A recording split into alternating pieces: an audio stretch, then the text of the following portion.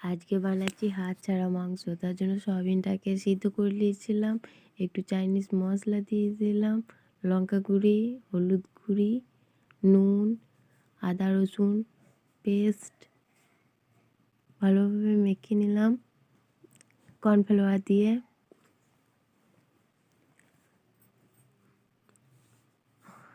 আপনারা বানাবেন, এভাবে বানিয়ে খাবেন। তারপর তেলে সবগুলো ভেজে নিলাম, লাল লাল কড়া করে ভাজা হয়ে গেছে। উল্টিয়ে পাল্টিয়ে দেবেন, চারিদিকে যেন সব ভাজা হয়ে যায়। ভাজা হয়ে গেলে অল্প তেল কমিয়ে নেবেন। তারপর সেই তেলে রসুন কুচি, আদা কুচি, লঙ্কা কুচি ভালোভাবে ভেজে নেবেন। ভেজে নেওয়া হয়ে গেলে মোটা মোটা করে পেঁয়াজগুলো কেটে নেবেন। অল্প একটু কাশ্মীরি লঙ্কা গুঁড়ো, নুন আর কিষানের সসটা দেবেন। তারপর একটু কর্নফ্লাওয়ার গুলে ঘনত্বটা একটু করে নেবেন।